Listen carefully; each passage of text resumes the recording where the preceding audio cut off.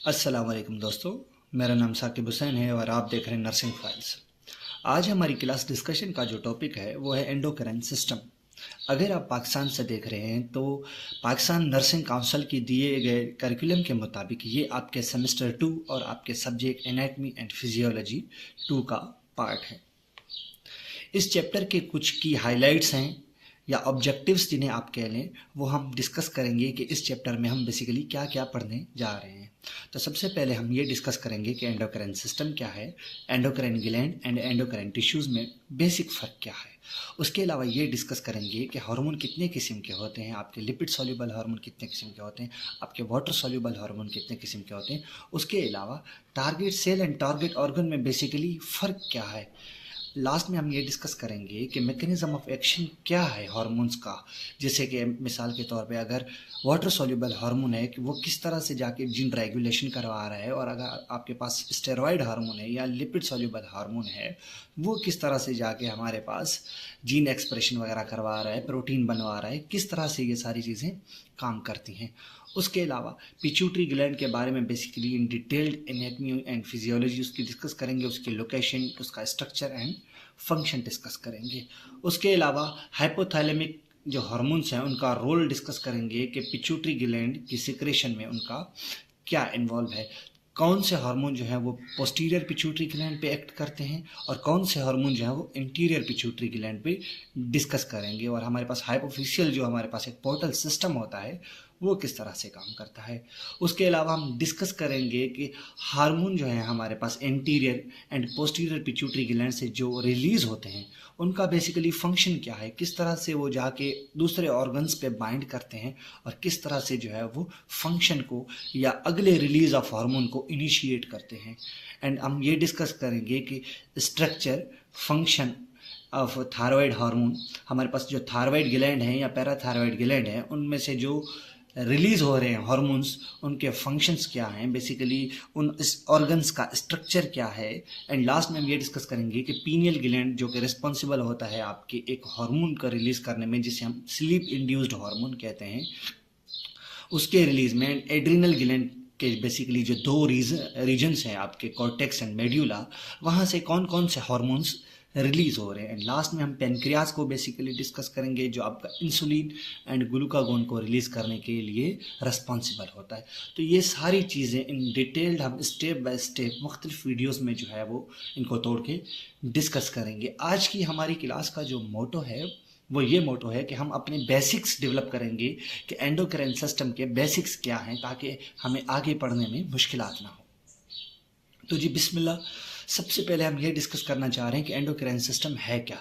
Endocrine system आपका जो है वो नर्वस सिस्टम के साथ मिलके आपके पूरी बॉडी के जो होम्योस्टैटिक फंक्शंस होते हैं उनको कोऑर्डिनेट एंड कंट्रोल जो है वो प्रोवाइड करता है। एंडोक्राइन सिस्टम सिविरल ग्लैंड्स जो है वो अपने पास जो है वो कंप्राइज करता है, और जो है वो अपने अंदर से ये ग्लैंड कुछ किस्म के केमिकल मीडिएटर्स रिलीज करते हैं जिन्हें हम नाम देते हैं हार्मोन का। और हार्मोन बेसिकली तीन फंक्शन करवाते हैं। पहले तो वो चीज़ों को कंट्रोल करेंगे, फंक्शंस को कंट्रोल करेंगे, या तो दूसरे हार्मोन पे रिलीज दूसरे और इस पे ग्लैंड पे रिलीज होंगे या दूसरे ऑर्गन पे रिलीज होके उसके फंक्शन को इनिशिएट करवाएंगे या तो उसके फंक्शन को इनहिबिट करवाएंगे। ये तीनों चीज़ें एक हार्मोन की रेस्पॉन्सिबिलिटी होती हैं। और एंडोक्रिनोलॉजी, एंडो का मकसद होता है विद इन और क्राइन का मतलब होता है सिक्रीट एंड ओलॉजी का मतलब होता है स्टडी ऑफ। तो एंडोक्रिनोलॉजी हमारे पास एक फील्ड ऑफ साइंस है जिसमें हम एंडोक्राइन ग्लैंड के स्ट्रक्चर एंड फंक्शन, उसकी डायग्नोसिस, ट्रीटमेंट और डिसऑर्डर के बारे में पढ़ते हैं।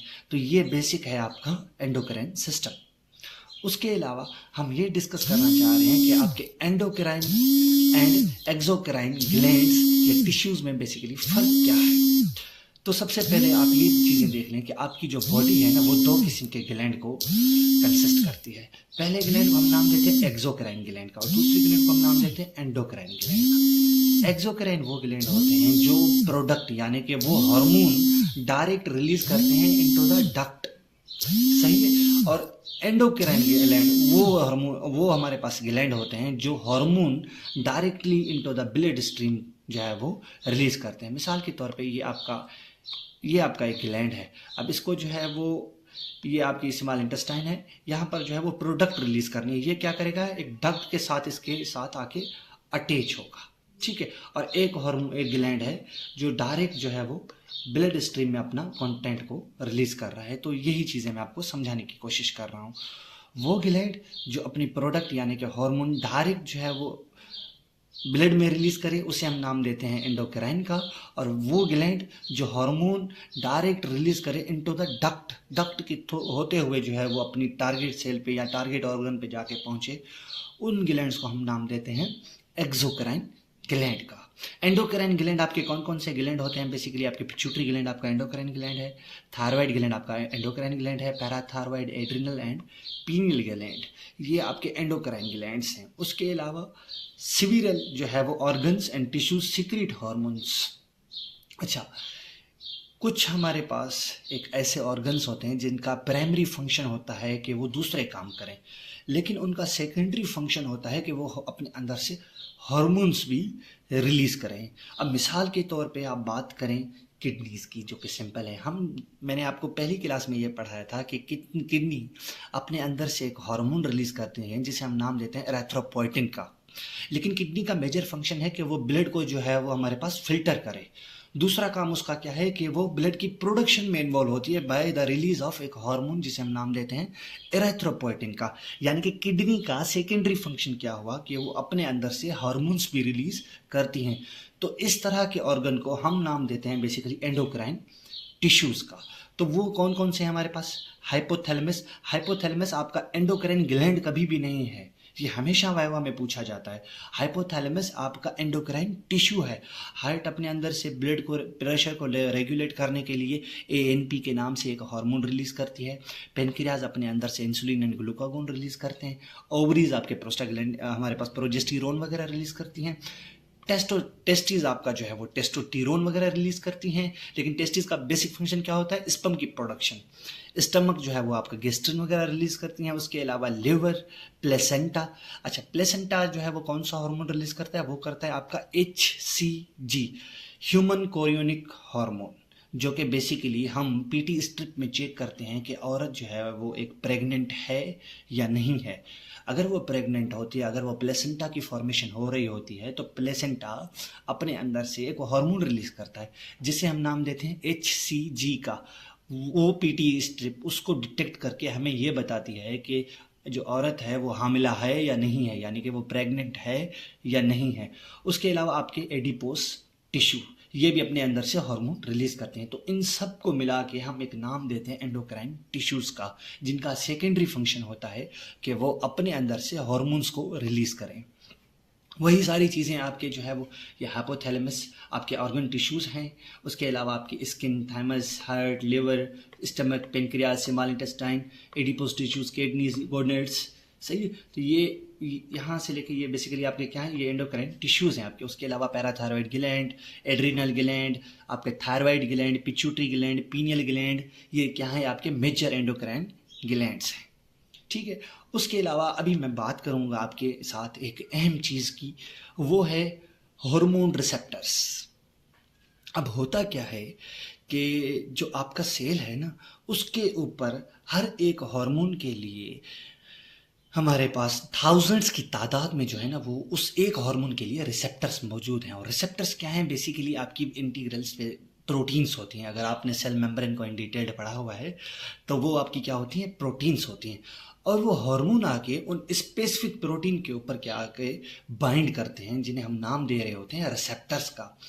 होता ये है कि एक हार्मोन पूरी बॉडी में, मिसाल के तौर पे अभी मैं बात करूं अगर थायराइड स्टिमुलेटिंग हार्मोन की, ठीक है, TSH की, अब वो क्या करेगा आपके साथ, आपका जो है वो रिलीज होगा। कहाँ से रिलीज होगा? आपका पिट्यूटरी ग्लैंड से रिलीज होगा। अब जैसे वो पिट्यूटरी ग्लैंड से मिसाल के तौर पे रिलीज हुआ, वो ब्लड स्ट्रीम के साथ हमारे पास ब्लड स्ट्रीम से होता हुआ, थ्रू होता हुआ आके बाइंड करेगा आपके थायराइड ग्लैंड के फोलिकुलर सेल्स के ऊपर, और फोलिकुलर सेल्स के उन रिसेप्टर के ऊपर जो कि TSH रिसेप्टर कह रहेंगे, यानी कि thyroid stimulating hormone binding receptors कह लेंगे, सिर्फ उन्हीं को ही बाइंड करेंगे। अब होता क्या है कि एक पर्टिकुलर हार्मोन के लिए एक सेल के ऊपर तकरीबन 2000 से लेके 1 लाख रिसेप्टर्स मौजूद होते हैं। इन डिजीज़ के पर्सपेक्टिव से अगर आप पढ़ेंगे या फार्माकोलॉजी के पर्सपेक्टिव से अगर आप पढ़ेंगे ना, अब टाइप 2 डायबिटीज में बेसिकली होता क्या है कि जो रिसेप्टर्स होते हैं ना आपके, वो बेसिकली काम करना छोड़ जाते हैं। आपकी इंसुलिन तो प्रोडक्शन हो रही होती है, लेकिन वो रिसेप्टर्स जो है वो नहीं बनते, या तो उन रिसेप्टर्स में जो है वो क्या आ जाता है, डिफ़ॉल्ट आ जाता है। अब रिसेप्टर्स का ठीक होना लाजमी है। अब हुआ ये कि मिसाल के तौर पे एक हार्मोन है, वो ग्लैंड बिल्कुल सही है, वो अपने अंदर से हार्मोन भी रिलीज कर रहा है, लेकिन हो ये रहा है कि वो हार्मोन अपने टारगेटेड ऑर्गन पे बाइंड नहीं कर पा रहा। क्यों नहीं बाइंड कर पा रहा? क्योंकि वहाँ पर मौजूद टारगेटेड ऑर्गन पे जो रिसेप्टर्स है ना, वो सही नहीं है। रिसेप्टर्स की शेप चेंज है, रिसेप्टर सफिशेंट तादाद में मौजूद नहीं है। यहाँ पर 1 लाख होने चाहिए थे, वहाँ पर 1000 हैं। तो इतनी तादाद में जो है हार्मोन्स बाइंड नहीं हो पा रहे, जिसकी वजह से वो प्रॉपर फंक्शंस को जो है वो परफॉर्म नहीं कर पा रहे। तो a defect in hormone receptor or any limitation in hormone release, यानी कि या तो डिफेक्ट होगा आपके हार्मोन के ऊपर, या तो वो हार्मोन इनसफिशिएंट तादाद में मौजूद नहीं होंगी, तो वो लीड कर सकते हैं पैथोलॉजिकल स्टेट्स को, यानी कि वो डिजीज़ कॉज करवा सकते हैं। ठीक है। उसके अलावा अभी मैं बात करता हूँ आपसे बेसिकली 3 चीज़ों की। एक है आपके सर्कुलेटिंग हार्मोन्स, एक है आपके लोकल हार्मोन्स। इसको समझने के लिए आपको इस पिक्चर को समझना लाजमी है। ये आपका एंडोक्राइन सेल है, ये आपके जो है वो, इस एंडोक्राइन सेल ने क्या किया, इसने रिलीज किए हार्मोन्स। ये हार्मोन्स आए आपके ब्लड स्ट्रीम में, और ब्लड स्ट्रीम के साथ होते होते अपने टारगेटेड सेल के पे जाके इन्होंने, ये इनके डिस्टिंक्ट टारगेटेड सेल्स हैं, इनके ऊपर जाके इन हार्मोन रिसेप्टर्स के ऊपर इन्होंने जाके बाइंड किया। तो इन तरह के सेल्स को हम नाम देते हैं सर्कुलेटिंग हार्मोन को। एक दूसरे किस्म के भी हमारे पास सेल्स मौजूद होते हैं, वो सेल्स जो अपने अंदर से हार्मोन रिलीज करें और वही हार्मोन जाके इन्हीं सेल्स के ऊपर जो रिसेप्टर्स हैं ना, वहाँ पर जाके बाइंड करें। तो इन सेल्स को हम नाम क्या देते हैं, इन सेल्स को हम नाम देते हैं ऑटोक्राइन ग्लैंड्स, ऐसे हमारे पास हार्मोन्स का या लोकल हार्मोन्स का। हमेशा वाइवा में क्वेश्चन किया जाता है कि सर्कुलेटिंग हार्मोन्स या लोकल हार्मोन्स में बेसिकली क्या डिफरेंस है। तो सर्कुलेटिंग हार्मोन वो होते हैं जो कि अपने सेल से रिलीज हुए, एंडोक्राइन सेल से ब्लड स्ट्रीम के साथ होते हुए अपने डिस्टिंक्ट टारगेट सेल तक जाके पहुंचे और वहां पर रिसेप्टर पे जाके उन्होंने बाइंड किया। लेकिन एक होते हैं लोकल हार्मोन्स। अब लोकल हार्मोन्स होते हैं 2 किस्म के, एक होते हैं ऑटोक्राइन, एक होते हैं पैराक्राइन। ऑटोक्राइन क्या करते हैं कि ये हार्मोन्स रिलीज करते हैं और वही हार्मोन्स जाके इन्हीं के ऊपर बाइंड करते हैं, अपने ही सेल के ऊपर बाइंड करेंगे। तो इन तरह के सेल्स को हम नाम देंगे, इन तरह के हार्मोन्स को हम नाम देंगे लोकल हार्मोन्स का। और ऐसे सेल्स जो अपने अंदर से हार्मोन रिलीज करेंगे, लेकिन वो नियर बाय हमारे पास सेल्स पे बाइंड जाके करेंगे। मिसाल के तौर पे 2 सेल्स एक दूसरे के साथ हैं, एक सेल, इस सेल को क्या हुआ कि इन्फेक्शन ने जाके हमारे पास इन्फेक्टेड कर दिया। अब ये क्या करेगा कि अपने अंदर से हमारे पास कुछ केमिकल्स रिलीज करेगा। अब यहाँ पर बात आती है आपकी साइटोकाइंस की, यानी कि इन्फ्लामेटरी मीडिएटर्स की। अब ये क्या करेंगे, पैराक्राइन हार्मोन्स अपने अंदर से कुछ साइटोकाइंस रिलीज करेंगे, जैसे इंटरल्यूकिन्स हमारे पास हो गए, नाइट्रिक ऑक्साइड हो गए, तो ये रिलीज करेंगे। जब ये रिलीज करेंगे ना, ये क्या करेंगे, अपने नियर बाय सेल्स के ऊपर, यानी कि अपने ही बराबर वाले सेल के ऊपर जाके बाइंड करेंगे उनके रिसेप्टर्स के ऊपर, और उन्हें बताएंगे कि हमारे अंदर जो है वो कुछ एबनॉर्मलिटी चल रही है, हमारे सेल्स जो है वो डिजीज की वजह से मर रहे हैं। तो आप अपने अंदर से कुछ ऐसे केमिकल्स रिलीज करें जिसके नतीजे में क्या हो कि ज़्यादा से ज़्यादा इम्यून सेल्स को बुलाया जाए। तो वही सारी चीज़ें हैं, वही सारी बातें हैं इस पिछली स्लाइड में लिखी हुई। मैं दोबारा आपको एक रिव्यू करवा देता हूँ। बेसिकली 2 किस्म के हार्मोन होते हैं हमारे पास, एक होते हैं सर्कुलेटिंग हार्मोन्स, एक होते हैं लोकल हार्मोन्स। सर्कुलेटिंग हार्मोन वो हैं जो एंडोक्राइन की सेल से रिलीज हुए, ब्लड स्ट्रीम से होते हुए अपने टारगेटेड सेल पे जाके बाइंड करेंगे और अपना फंक्शन परफॉर्म करवाएंगे।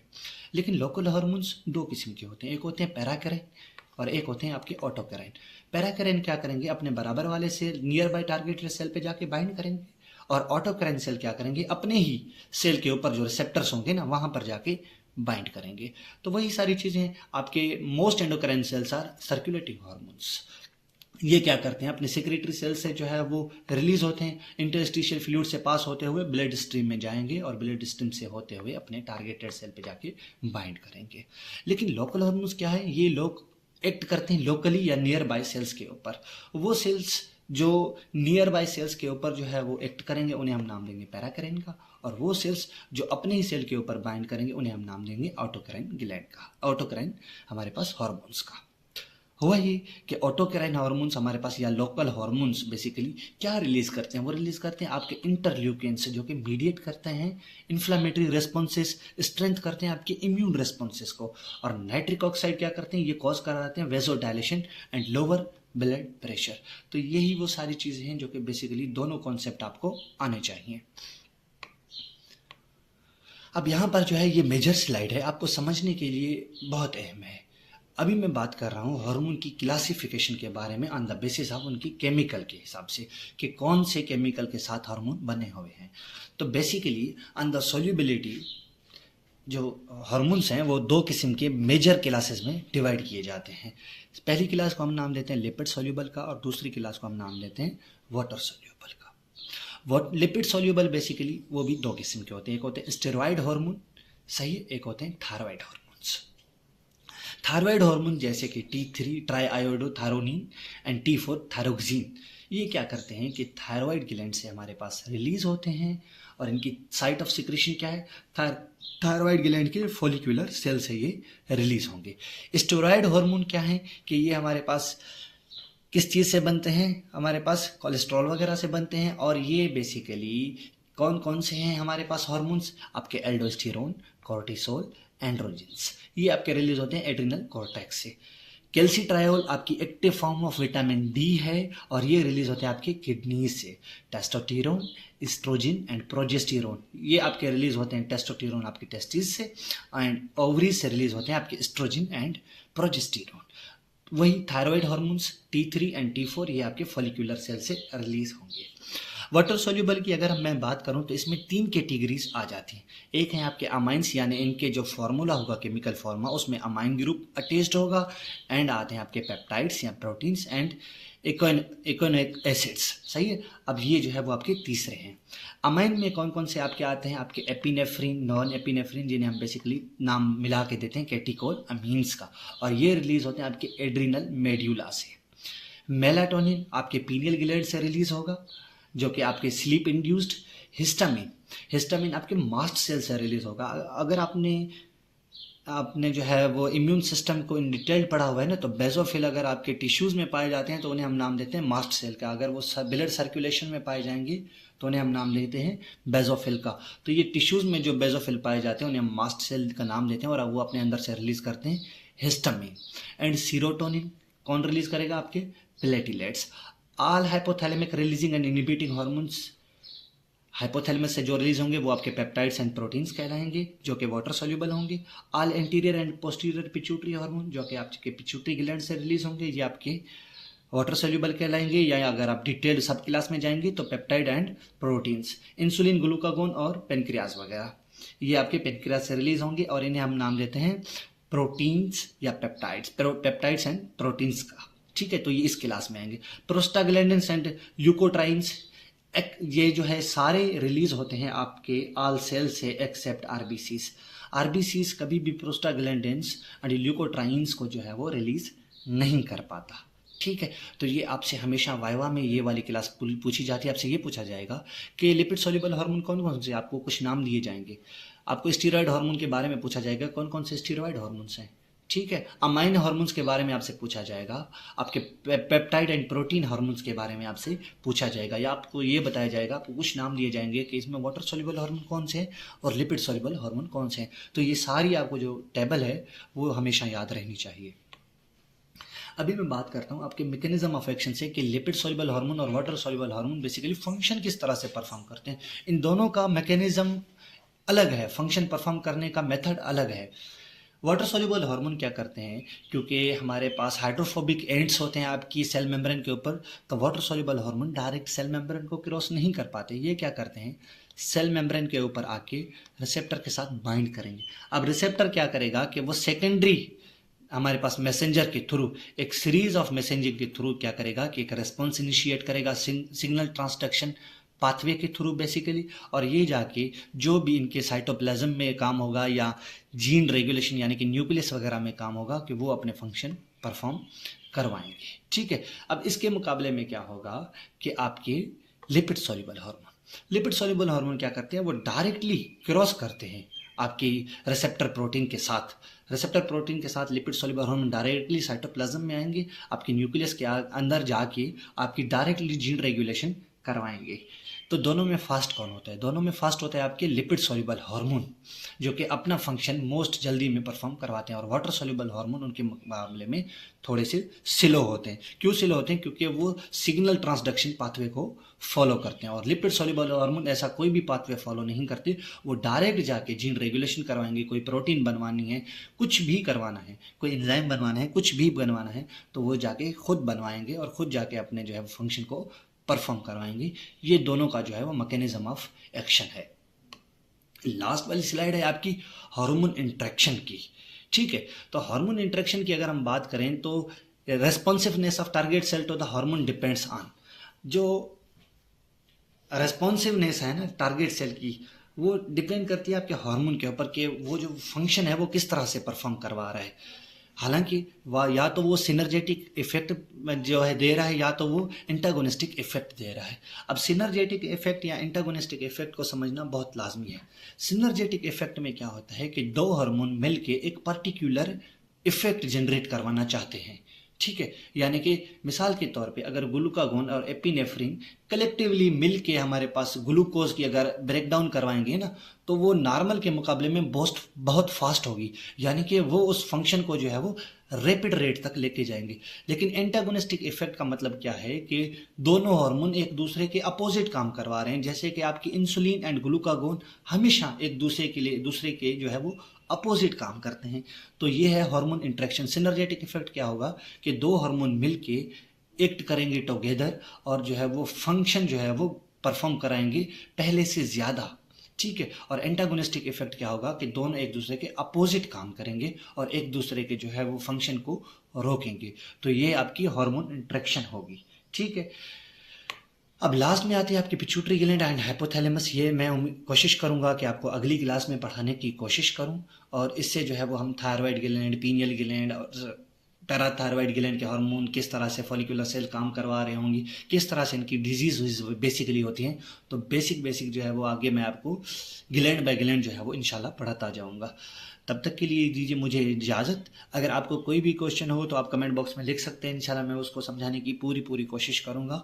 और मिलते हैं अपनी अगली वीडियो में। अल्लाह हाफिज़।